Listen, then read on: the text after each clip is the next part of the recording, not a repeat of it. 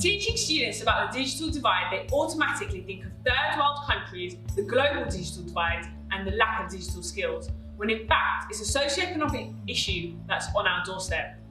For me, I found virtual learning quite beneficial because it gave me an area to focus. Obviously in school I have access to teachers, but it almost gave me an area where I could just get my head down and get it done. I had to borrow a school laptop to use at home, and it was good because I could use the equipment, whatever I needed, I could use that all at home. And before I left, I had my school books and everything was there for me to use to learn from home.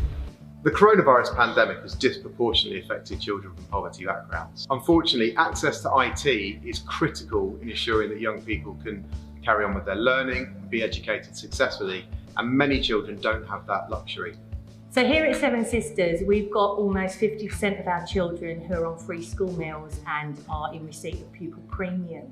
As time's gone on, and we then obviously had the need to shut down or close, partially close bubbles, and we found out we were only entitled to receive 11 laptops. So you can imagine, when you've got almost 50% of your children in receipt of free school meals, who do you decide who has those 11 laptops?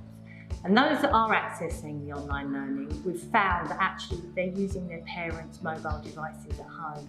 So they're not actually during the day able to access a teacher within the Google Classroom. We would love our own laptop. Please donate. Following the lockdown and the shift to virtual learning, the gap between those with digital access and those without was highlighted more than ever. During lockdown, I found my online learning very difficult, as I had to share my laptop with my other siblings, and there were days when I couldn't use it. And other days when I could use it, my Wi-Fi was very unreliable and would crash on me. I think it's important that students have access to technology, because if we go into another lockdown or have to self-isolate, it means they don't miss out on any of their learning, which is crucial to their education. My computer is broken and I'm worried about my future, because if I'm not able to do schoolwork on a computer, I might miss out on fulfilling my dream to be a doctor. As schools, we've always known that a divide exists between children that have got internet and computers at home and those that haven't. Our way of solving this has always been to just open our doors. Obviously, during coronavirus, we have to close everywhere. We have to sort of keep everybody out to keep them safe.